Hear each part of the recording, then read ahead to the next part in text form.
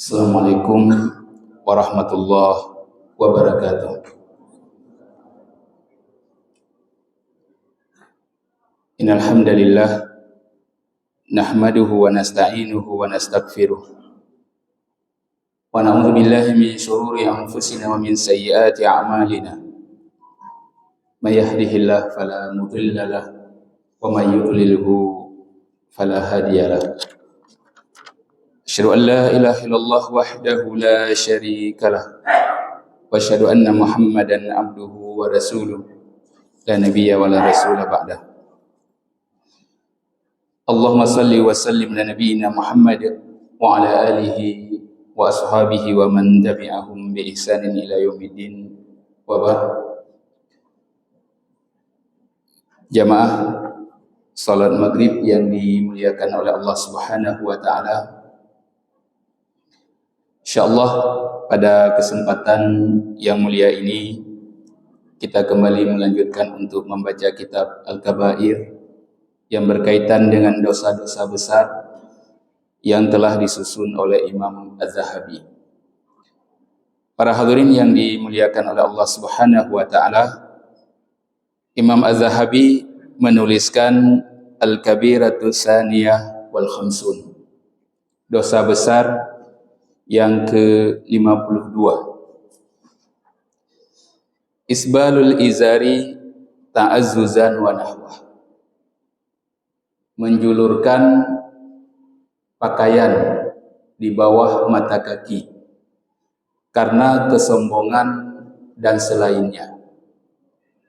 Nah, ini salah satu dosa besar yang disepakati oleh seluruh para fuqaha. Hana khilaf para ulama tentang masalah ini. Orang yang menjulurkan pakaiannya di bawah mata kaki karena kesombongan, ini haram sepakat seluruh para ulama. Ya, hana khilaf. Ya, makanya Imam Az-Zahabi memasukkan menjulurkan pakaian di bawah mata kaki karena kesombongan itu bagian dari dosa besar. Beliau memulai dengan firman Allah Subhanahu wa taala, qala Allah taala wala tamshi fil ardi maraha. Allah Subhanahu wa taala di dalam surah Luqman ayat ke-18 mengatakan wala tamshi fil ardi maraha. Janganlah kalian berjalan di atas muka bumi dengan penuh kesombongan. Bagiannya urun yang menjulurkan pakaian di bawah mata kaki dan berjalan dengan penuh kesombongan. Ini sesuatu yang diharamkan di dalam syariat. Kemudian hadis Nabi sallallahu alaihi wasallam, ma asfala minal ka'baini minal izari fa finnar. Ya, apa yang ada di bawah mata kaki minal izar, dari pakaiannya, izar dari kainnya, dari sarungnya, fa finnar, maka dia berada di dalam neraka. Ini ancaman dari Rasulullah sallallahu alaihi wasallam. Kemudian dalil setelahnya, la yanzurullah ila man jarra izarahu bataran. Pada hari kiamat Allah Subhanahu wa taala tidak akan melihat ke atas orang yang menjulurkan pakaiannya bataran karena kesombongan. Anagekalan oleh Allah, dan kita telah pernah menyampaikan pada pertemuan-pertemuan sebelumnya, kenikmatan paling rayu urododo, bahkan melebihi kenikmatan masuk ke dalam surga, adalah kenikmatan melihat wajah Allah Subhanahu wa taala. Tetapi bagi orang yang menjulurkan pakaian dengan kesombongan, Allah Subhanahu wa taala tidak akan melihat ke atasnya pada hari kiamat. Ana gekalan li Allah. Lewat ayat pertama dalam surga, gebi kenikmatan paling sempurna, Allah ditanya kepada penghuni surga, adakah kenikmatan yang belum kuberikan kepada kalian? Mandum begahnya kabeh sempurna kenikmatan kami dapati. Lalu Allah menampakkan wajahnya dan mereka langsung lupa tentang kenikmatan-kenikmatan surga yang diberikan oleh Allah Subhanahu wa taala. Makanya kenikmatan paling raya. Tetapi ketika dia menjulurkan pakaian di kehidupan dunia, baje ataupun ilu di bawah mata kaki, maka Allah akan berpaling darinya di kehidupan akhirat. Kemudian dalam hadis lainnya yang dinukilkan oleh Imam Az-Zahabi di sini, salah satu la yanzurullah ilaihim yaumal qiyamah. Ada 3 jenis orang yang Allah tidak melihat ke atas mereka pada hari kiamat. Wala yuzakkihim. Allah tidak menyucikan mereka. Hanaga peampun, hanaga peglih dosa-dosa oleh Allah Subhanahu wa taala. Walahum azabun alim. Dan bagi mereka azab yang pedih. Yang pertama, Rasulullah sebutkan al-musbil. Orang yang menjulurkan pakaian di bawah mata kaki. Kemudian yang kedua, al-mannan. Orang yang mengungkit-ungkit kebaikan yang ia lakukan. Ya, mesti nak gejuk sedekah ke kau tengah gungkit. Nak bantu kau tengah gungkit. Ini al-mannan. Hana merumput ampunan, hana kekalan oleh Allah, dan Allah akan mengazabnya dengan azab yang pedih. Kemudian yang ketiga, al-munfiqu sil'atahu bil halfi kadzib. Orang yang menjual barang dagangannya dengan sumpah palsu. Gemekat, sumpahnya bersumpah dalam belau 50 ribu. Dalam belau kedua 50 ribu. Padahal belau 50 ribu dagangannya. Nah, ini orang yang akan mendapati azab, 3 azab tadi dari Allah Subhanahu wa taala pada hari kiamat. Hana gekalan, hana pesuci, dan Allah akan mengazab dengan azab yang pedih. Kemudian dalam hadis setelahnya, bainama rajulun yamshi fi hullatin tu'jibuhu nafsuhu murajjilun ra'sahu yakhtalu fi misyatihi idh khasafallahu bihil arda fahuwa yatajaljalu fiha ila yaumil qiyamah. Ini ancaman bagi orang yang berbuat sombong di kehidupan dunia. Mungkin ancaman ini terjadi kepada Qarun. Para ulama mengatakan ini yang dirasakan oleh Qarun.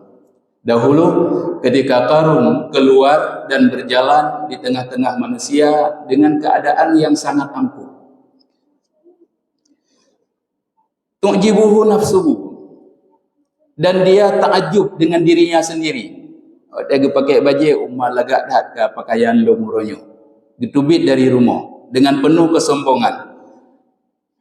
Yakhtalu fi misyatihi, dan dia berjalan di atas kesombongan. Idh khasafallahu bihil arda fahuwa yatajaljalu fiha ila yaumil qiyamah. Lalu Allah bukakan tanah, bumi, dan dia tenggelam di dalamnya sampai hari kiamat. Itulah umur, tambang dalam umur, dan dia bergerak di dalam tanah sampai hari kiamat. Ini sebagian para ulama mengatakan berkenaan dengan Qarun, dan sebagian yang lainnya menyebutkan secara umum ala itlaqihi. Secara umum apabila ada orang yang berlaku sombong, maka dia akan diazab oleh Allah Subhanahu wa taala dengan azab yang disebutkan di dalam hadis ini.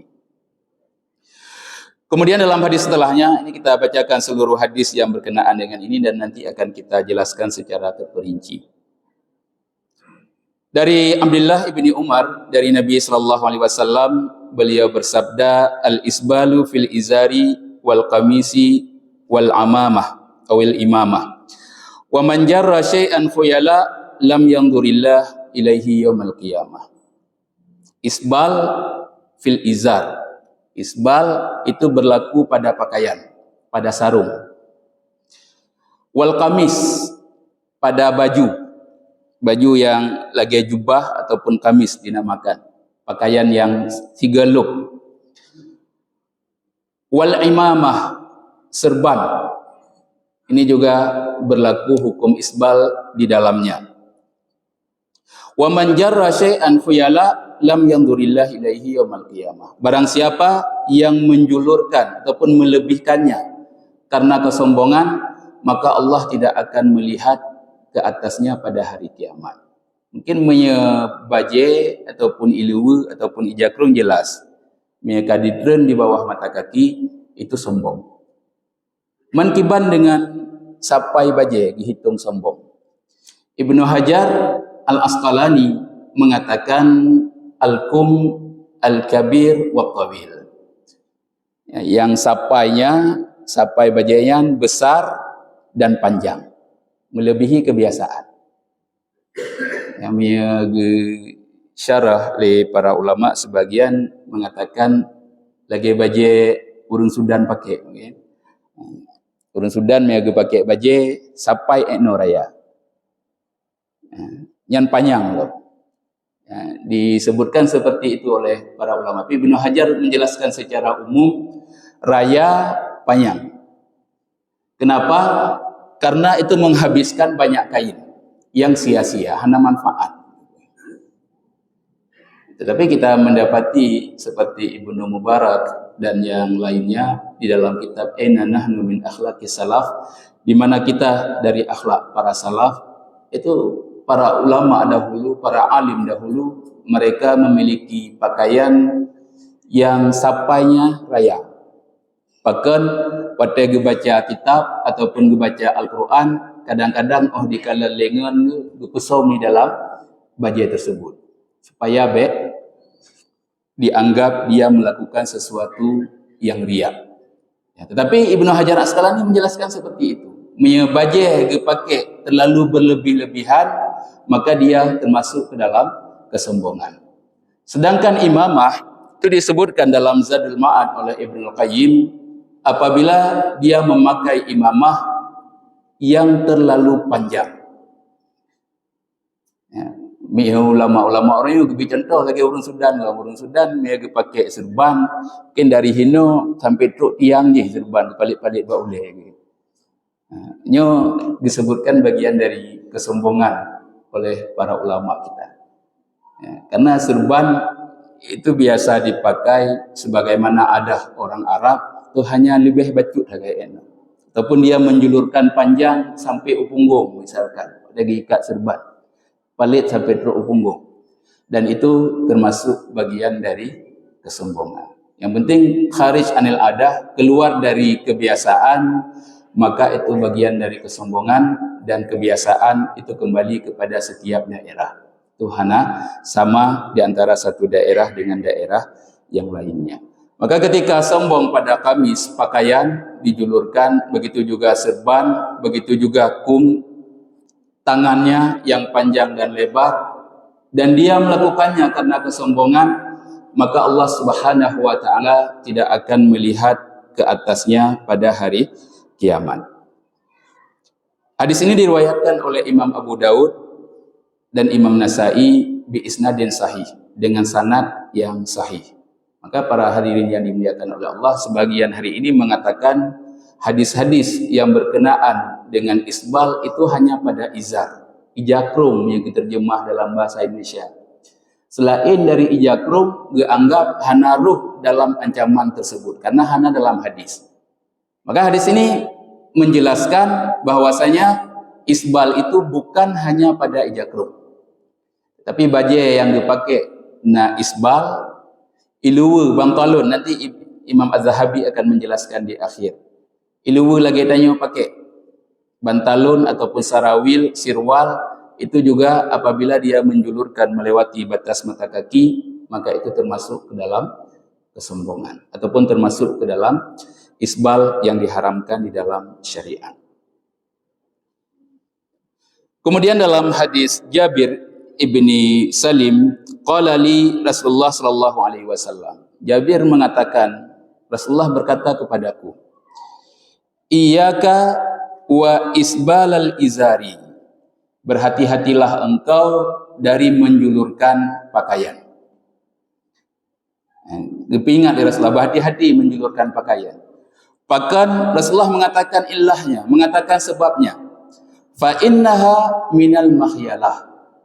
Karena menjulurkan pakaian itu bagian dari kesombongan. Ya, secara umum Rasulullah berpegang. Asalkan menjulurkan pakaian berarti yang sombong. Ulung hana sombong, tetap Rasulullah berpegang itu bagian dari kesombongan. Wa innallaha la yuhibbul makhyalah. Dan Allah tidak menyukai orang-orang yang sombong. Ya, yang langsung juga, secara langsung kepada Rasulullah.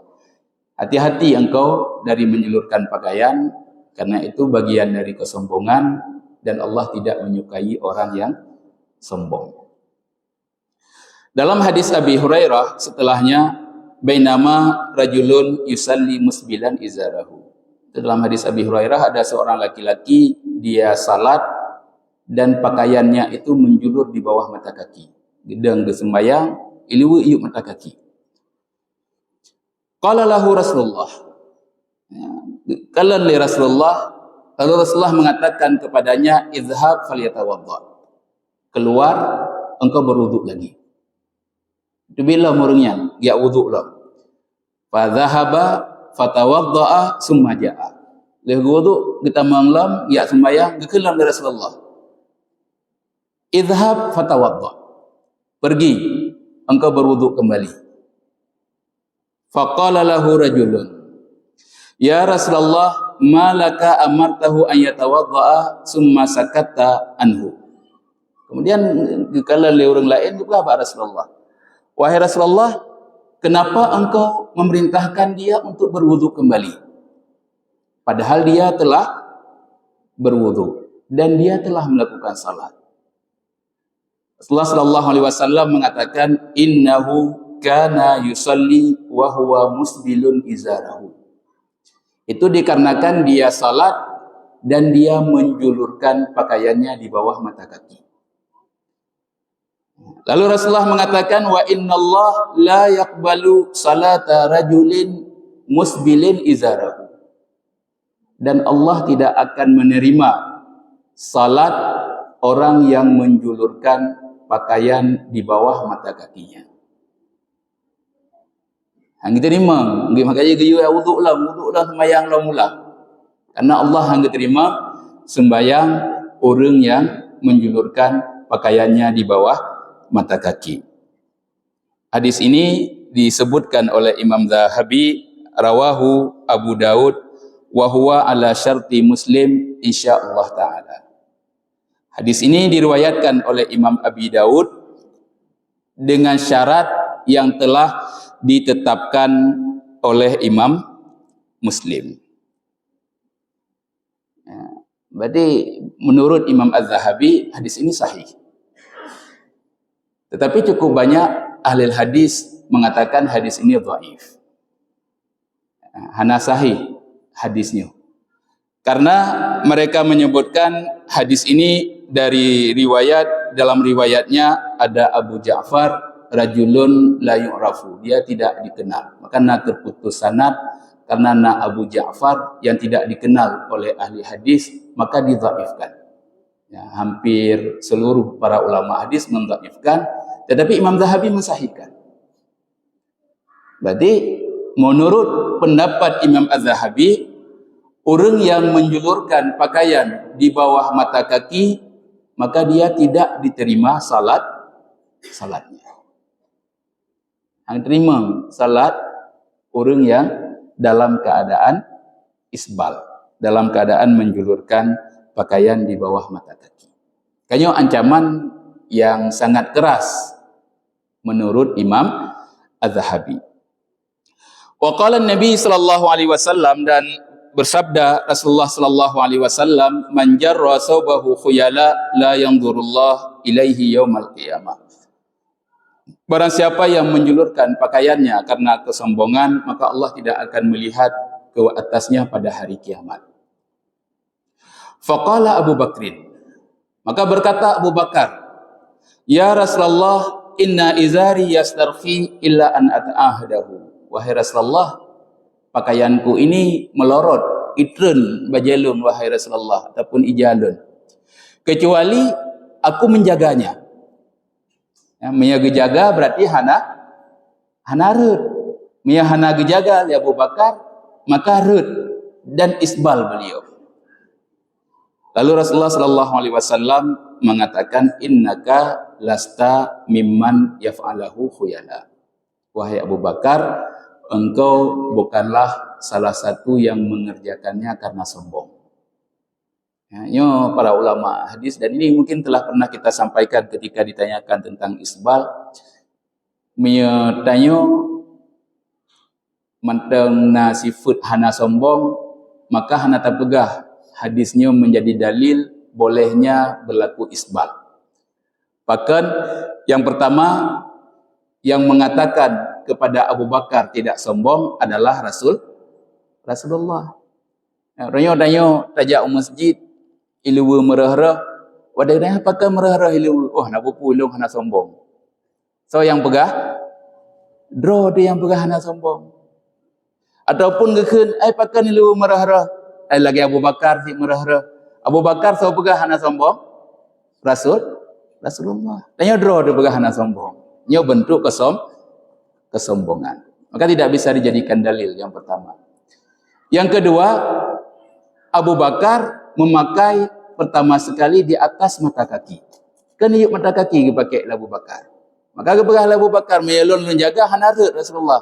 Tapi kadang-kadang dua gejaga oleh Abu Bakar. Maka rut, baru rut menjadi isbal. Pun hana isbal gejak dari rumah. Miatanya dari pun dah jawab ilu watai guku yang bupanyang becut. Kemudian dah pegah lun lagi Abu Bakar. Maka tidak bisa dijadikan dalil. Ya, misalnya tanya orang pakai ilu isbal, minta dalil lain. Baik dah pakai dalilnya sebagai dalil bahwasanya kita melakukannya bukan karena kesombongan. Lalu Imam Az-Zahabi meriwayatkan satu riwayat dari Rasulullah sallallahu alaihi wasallam, yang ini diriwayatkan oleh Ibnu Abi Syaibah di dalam musnad beliau. Rasulullah mengatakan, izaratul mu'min ila ansafi saqihi.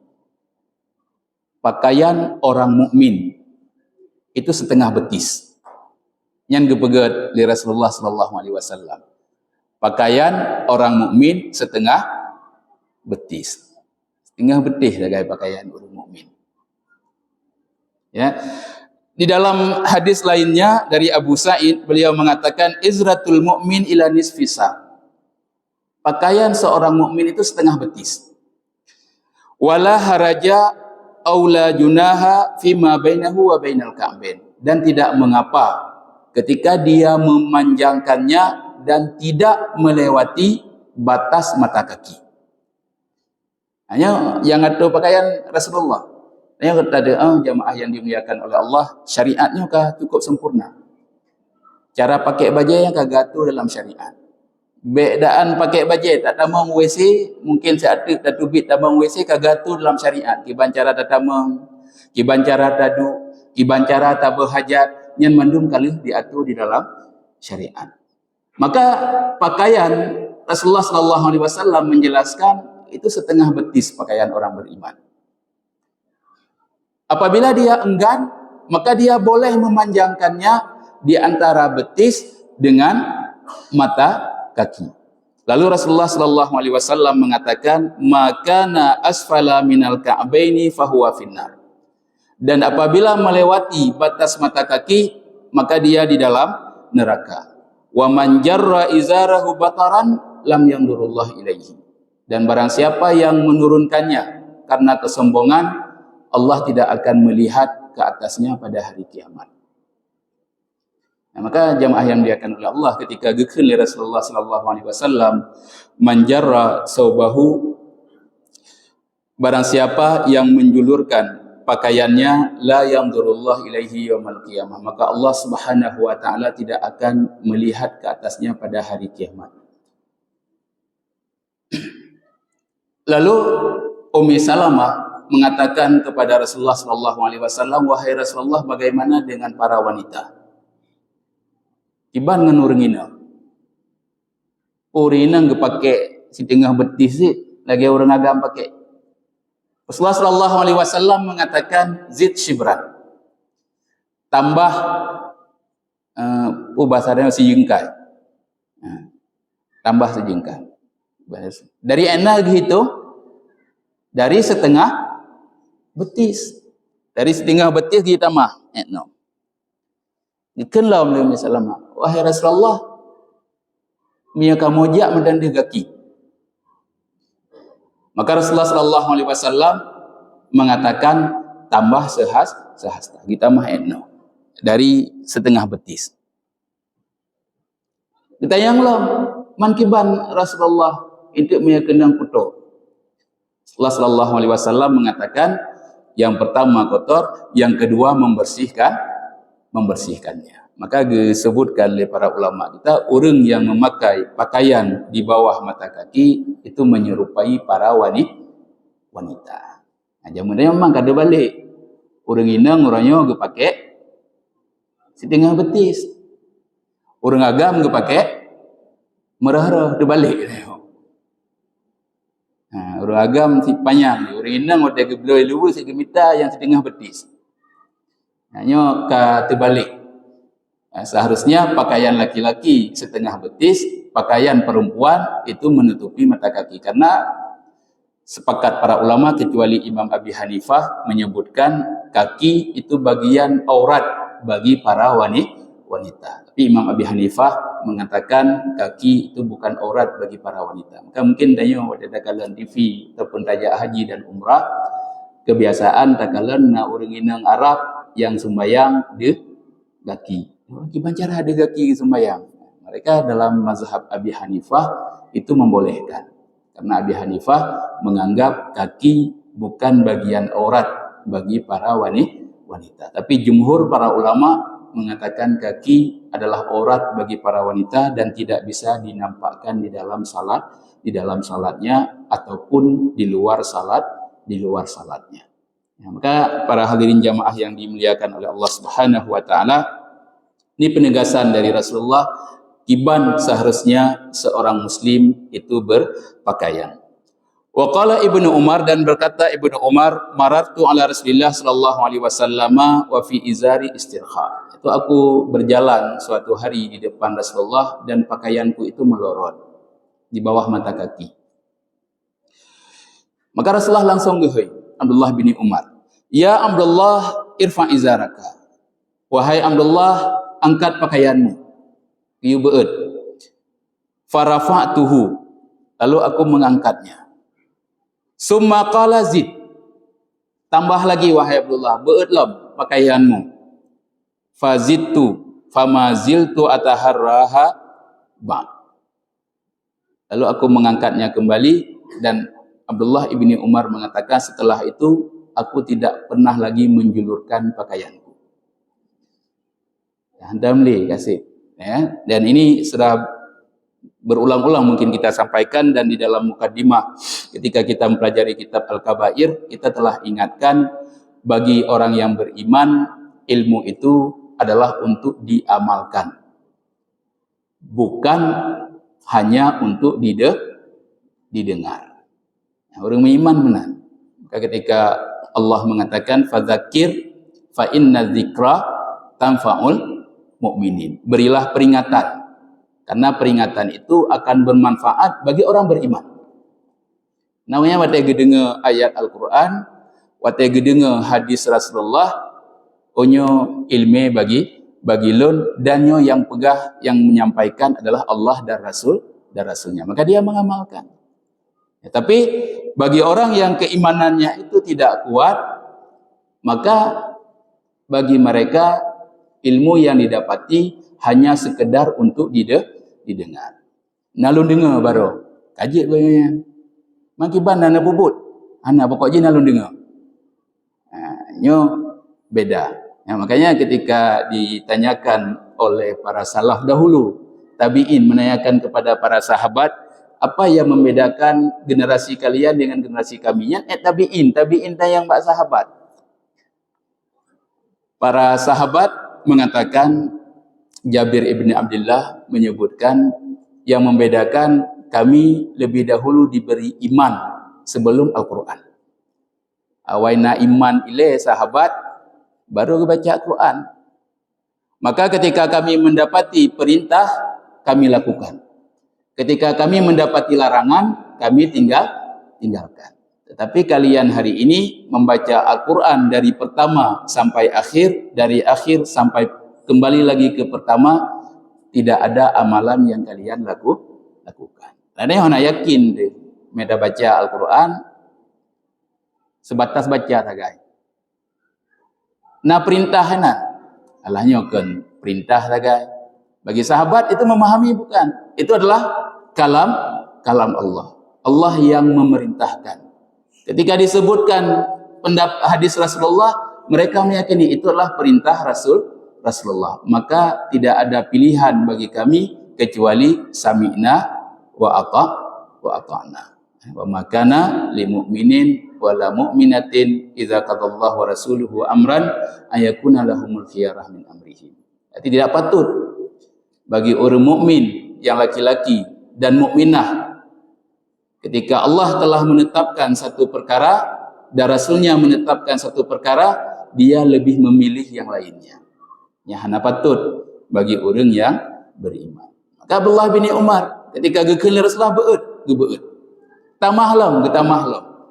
Dan kemudian beliau tidak pernah melakukannya lagi. Lalu Imam Az-Zahabi menutup, fakullu manittakhadha farjiyah takada antamassal arda au jubbah au sarawil khafajiyah fahuwa dakhilun fil wa'idil mazkur. Ya, jadi beda pegahnya ijakrung saja pegah dari Rasulullah ialah injit. Imam Az-Zahabi menutup semua yang memakai farjiyah yang baju lagi yang nacrek itu 3 luk saja. Ya, itu dinamakan dengan farjiyah yang pakai 3 trek.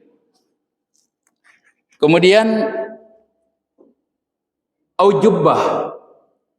Ya, jubbah yang pakaian orang Arab pakai biasa, medanyo lagi nacrek. Orang Arab kadang-kadang hana nacrek tinggal luk saja pakaian. Itu juga dinamakan dengan jubbah. Awis sarawil khafajiyah ataupun celana. Ya, orangnya dikenal dengan pantalon. Ilu danyo pakai. Ya. Takada antamassal arda, dan itu sampai ke tanah. Fahuwa dakhilun fil wa'idil mazkur. Maka dia termasuk ke dalam seluruh ancaman ini. Maka para hadirin jamaah yang dimuliakan oleh Allah, ini ancaman yang paling mengerikan bagi orang-orang yang beriman ketika dia benar-benar takut dengan azab Allah Subhanahu wa taala. Dan ini yang disepakati oleh seluruh para ulama apabila itu menjulurkan dengan kesombongan. Nah, bagaimana dengan tidak sombong? Ya, ini untuk ilmu kita sampaikan. Para ulama kita menyebutkan yang menjulurkan tanpa kesombongan, Imam Nawawi mengatakan makruh. Di dalam mazhab Syafi'i yang mu'tamad makruh. Tetapi Ibnu Hajar Al-Asqalani itu menyebutkan tanpa kesombongan haram, dan apabila dia melakukannya karena kesombongan, dia mendapati 3 ancaman tadi. Hanaga kalon, hanaga pesuci oleh Allah, dan azab yang pedih pada hari kiamat. Dan mungkin untuk tambahan kita bisa membaca kitab Syarah Al-Bukhari yang telah ditulis oleh Ibnu Hajar Al-Asqalani. Di situ beliau membantah seluruh pendapat-pendapat para ulama yang menyebutkan tanpa kesombongan itu tidak termasuk ke dalam keharaman. Tapi bagi tanya Syekh hadis bunuh. Ya, yang menyebutkan iyyaka wal isbal. Berhati-hatilah kamu dari isbal. Fa innahu minal makhyalah. Karena isbal itu adalah sombong. Wa innallaha la yuhibbul makhyalah, dan Allah tidak menyukai orang-orang yang sombong. Ya, sip nyan mentang hadis dijelaskan berarti jelas. Ya, asal dapeteun pakaian di bawah mata kaki nyan sombong. Ya, walaupun kita mengatakan itu bukan bagian dari kesombongan.